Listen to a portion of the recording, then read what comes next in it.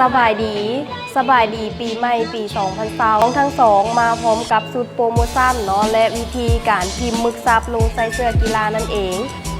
หลายคลิปที่น้องทั้งสองได้สาธิตให้เบิ่งกันแล้วนั้นแมนยังบ่มีวิธีการพิมพ์ใส่เสื้อกีฬาเนาะเดี๋ยวมื้อนี้เฮาทั้งสองจะมาสาธิตให้เบิ่งพร้อมๆกันเลย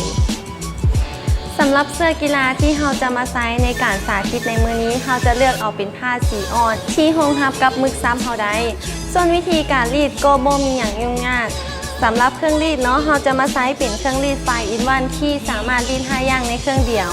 และมื้อนี้น้องจะมาใช้เพียง2หน้ารีดเท่านั้นก็คือหน้ารีดเสื้อและหน้ารีดจานเนาะเป็นตัวนี้เลยเป็นขนาดใหญ่สำหรับหน้ารีดเสื้อเนาะเราจะมาใช้รีดเป็นเบอร์เสื้อและชื่อส่วนหน้ารีดจานนั้นเราจะมารีดโลโก้เนาะเดี๋ยวขั้นตอนทำอีทเราจะมารีดเสื้อน้ำกัน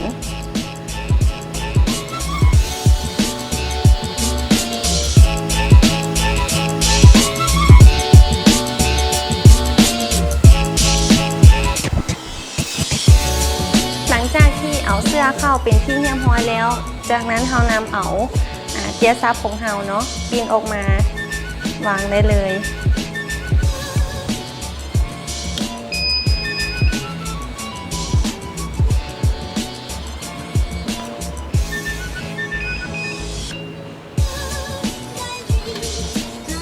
หลังจากนั้นเนาะสวิงข้างแล้วรีดได้เลย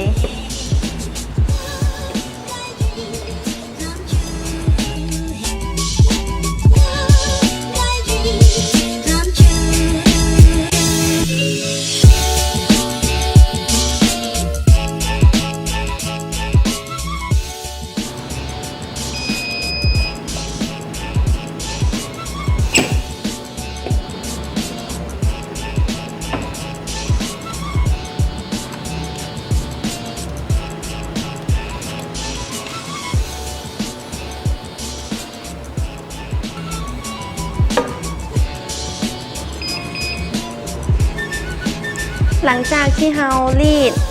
ชื่อและเบอร์เสื้อแล้วเดี๋ยวเราจะมารีดโลโก้น้ำกันเนาะเดี๋ยวเราจะมาเปลี่ยนหน้ารีดเนาะคือหน้ารีดจานก่อนจะรีดโลโก้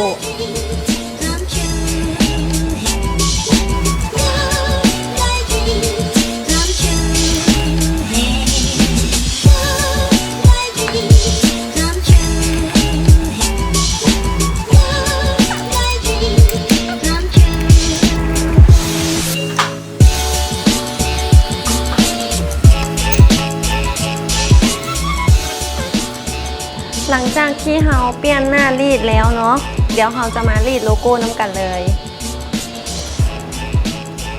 โลโก้ของเราเนาะจะเป็น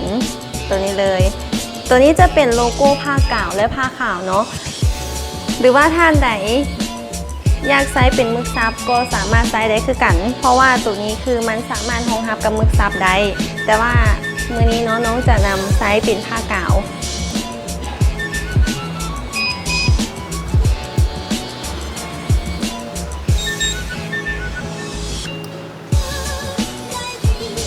ตอนนี้อุณหภูมิเราร้อนแล้วเดี๋ยวเรามารีดน้ำกันเลย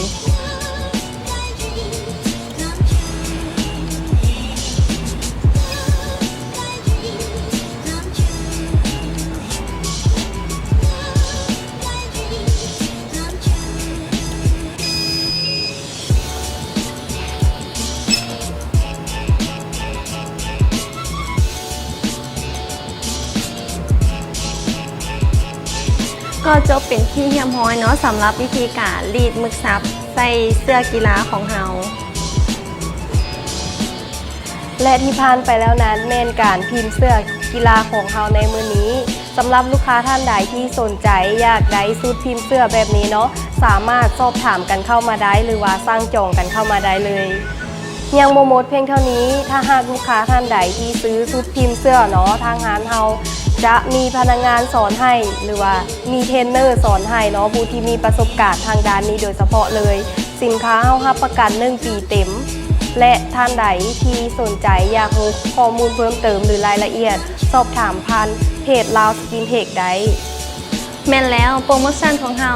จัดขึ้นเฉพาะต้อนรับปี2020ใกล้จะมาฮอดนี้เท่านั้นท่านใดสนใจสามารถสอบถามกันเข้ามาได้ที่เบอร์ที่ทางร้านเราขึ้นไว้ให้นี่เลยหรือสามารถแอดไปที่เพจลาวสกินเทคร้านเฮาเปิดให้บริการทุกๆวันจันทร์หาวันเสาร์เวลา 9 โมงเช้าหา 6 โมงแรงสถานที่ตั้งอยู่บ้านสว่างเมืองจันทบุรีนครหลวงจันทร์ใกล้กับโรงกายศิลป์แห่งชาติทางลงมาทางบ้านหนองปลาแลบสำหรับมื้อนี้พวกเรา2 คนต้องขอตัวลาไปก่อนสบายดี